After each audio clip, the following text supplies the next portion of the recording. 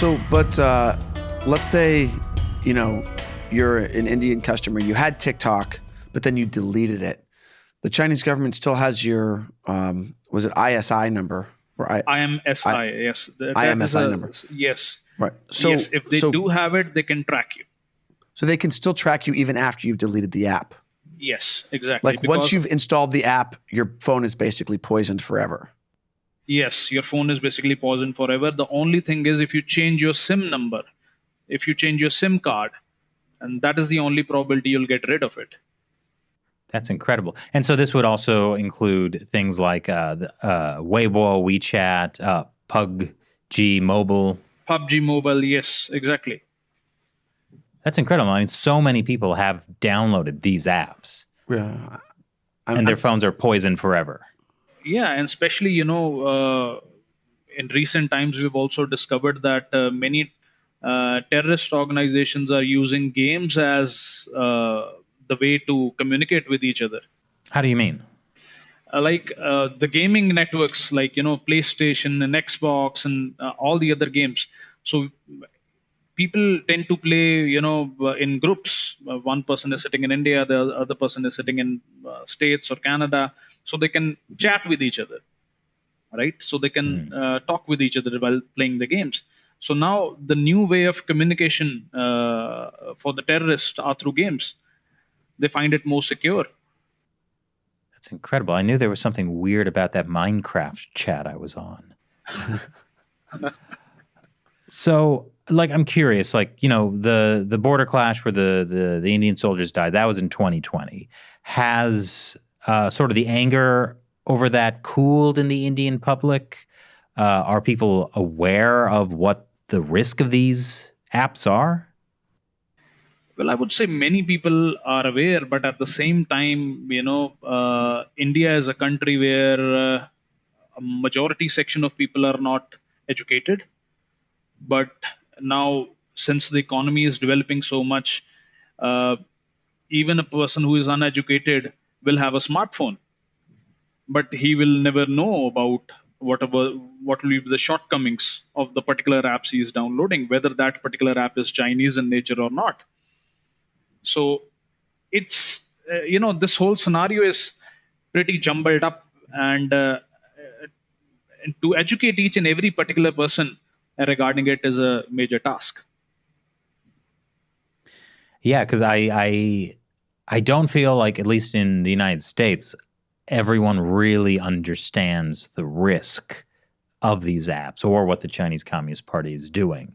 So I think the biggest obstacle is always getting the public to understand the risk, so it will be accepting of a government ban on these mega apps that they're using. Absolutely right. The thing is that when India banned these particular apps, we could see many people actually posting jokes on social media about that the Chinese actually, assaulted Indian soldiers, and all that Indian government is doing is actually banning the apps and nothing else. But the real point of understanding over here is that China almost lost 200 to 300 million customer base in India, and it actually hit them in a in a good economical manner. So not each and every person cannot understand this particular sector, because majority of them are not well educated with I must say cybersecurity basics or stuff like that. Yeah, I mean, I guess it's interesting how big of an impact the banning of apps has. Obviously, the Chinese government was not happy about it and probably, accused India of all sorts of things.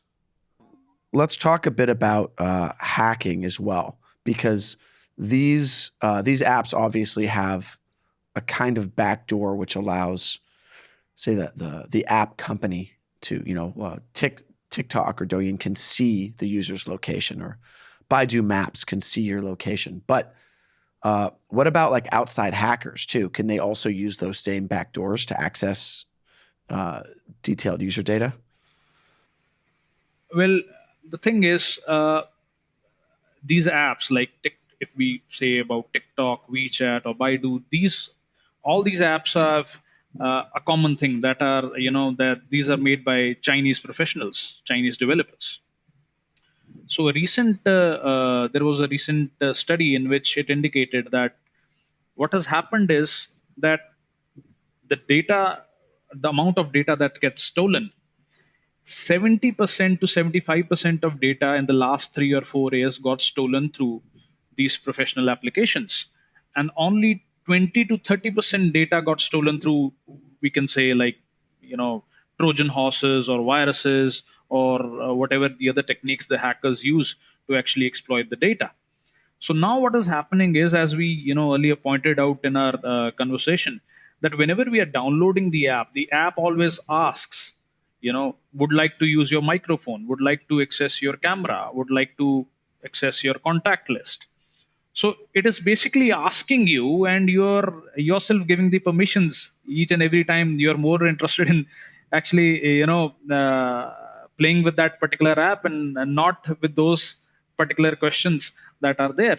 So we ourselves are giving permission to that particular thing. So the greater risk in this point is that we should be wary of what particular applications are asking for, which particular permissions are they asking for, because those permissions are actually directly related to your data getting stolen to other countries, or your data getting to other countries, rather than Trojan horses or viruses or even backdoors, I would say.